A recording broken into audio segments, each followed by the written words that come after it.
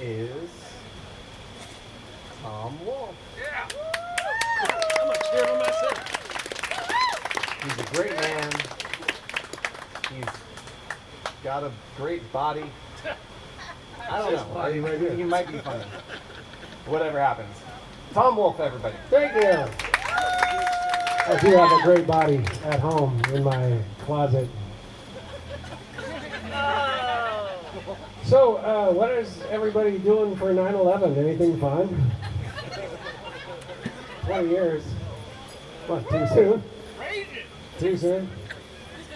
I have to look at my notes. I thought that would get more laughs. There were more people earlier. I thought going last would be a place of honor. I was closing this shit out. Talking about 9/11 makes me nostalgic for George W. Bush. Remember him? I hated him. Hated that motherfucker. Hated. A few years go by. I'm like nostalgic. Like, remember that guy? Remember that guy? It was so bad. We didn't know how fucking far the clown show was going to go. I thought that was the bottom. I thought we were like, okay, because it was Obama after that, you know? Like, okay, we're on the way up. And I'm not even going to say it. You know what happened. Boomers need to back the fuck up, though. We had Bubba, Clinton. We had Clinton. Then we had W. Then there was a little Gen X thing. And yes, I don't care who you are. He's not Boomer. Shut up. Obama's ex. He's 7 years older than me. Fuck off. If you're a Boomer, you think he's ours. The next one we got was he who shall not be named. And then you got a fucking fourth one. You got a fourth one, like the, come on, hey, the guy who's in there now. You know, the precursor to our first female president. She's going to get at the back, she's going to back into it, right? He's not going a full term, you know that, right? We all know that, he's not going a full term. Right. We're going to get a female president. Same way we got a libertarian member of Congress.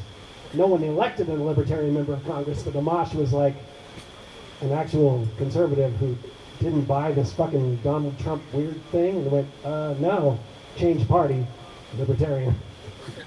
It's kind of a win, kind of not. That's how the first female president's going to be. That's not as funny as I thought it would be. But we live in a weird place here where we're living this time locally. And yes, I recognize that I'm wearing a shirt that looks like Wavy Gravy threw up on me. I'm trying to appeal to the boomers as well. We're living in a weird zone here where we have this Venn diagram. Familiar with the concept? Over here we have the Trumpy McTrumpertons with the fucking truck flags going down the road like this. And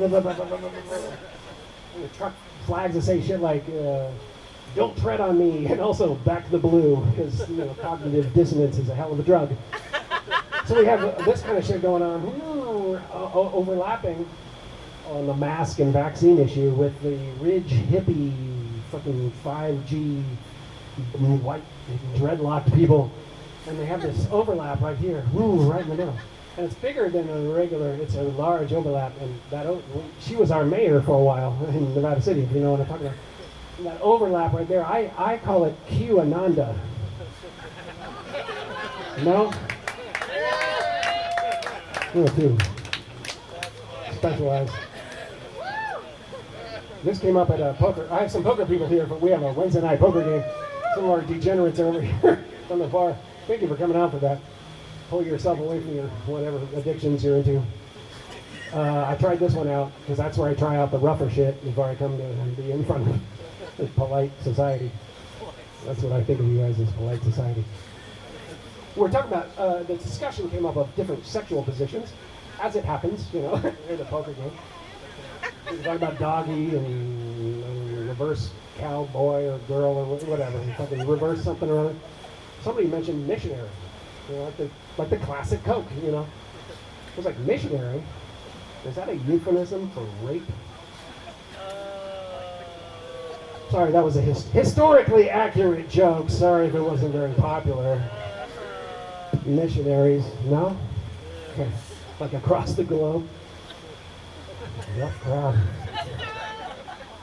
So, boy. I don't think that one didn't go over. The rest of this is going to bomb hard. I just feel like some of you are here on a date. Anybody on a date? Not so many people here left, but some of you are on dates. Yeah, there we go. There you go, a little romantic evening. Hoping maybe something might happen afterward. My advice, if you've been dating for a while, get that shit over with before the date. Like, make the dinner date for like an hour or so out. Get it on first. Get that shit out of the way. You show up, exactly, that's the right way to do it.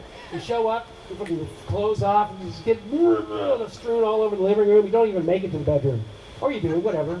You know, bedroom's cool. I'm not against the bedroom. I'm just saying, you don't have to make it there. Get it out of your system, and then you can, like, interact with each other as people. Imagine that, people. You know, afterwards you look at each other like, hey, wow, so how you doing? It's been a while since we talked. Should we get dressed, wash our face and hands, and go to dinner? Some of you guys gonna do it? No? You do that before? No. You're afterward. I know. Squares. I prefer to do it beforehand. I think it's practical. I'm just trying to be practical. You know, I have a practical approach to romance. I'm practical. I'm pragmatic and romantic. I think of myself as pragmatic. I think a pragmatic thing to do in a wedding, instead of exchanging vows, the bride and groom can take turns reading from the prenup. You know, just taking turns, you know. Whereas, in front of, you know, your friends and family, well, staring into each other's eyes, listing off your assets, so personal, and in front of everybody that will be, they're the witnesses, that's what they're called in a wedding, they're the witnesses, and that's what they will be a few years from now. Again, in the other end of the deal. 53% right now, don't fucking laugh, 53% of marriages end in divorce, so joke's on you, motherfuckers. Okay, I should probably leave with jokes on you, motherfuckers, because, yeah, I'm just going to do that. Bye.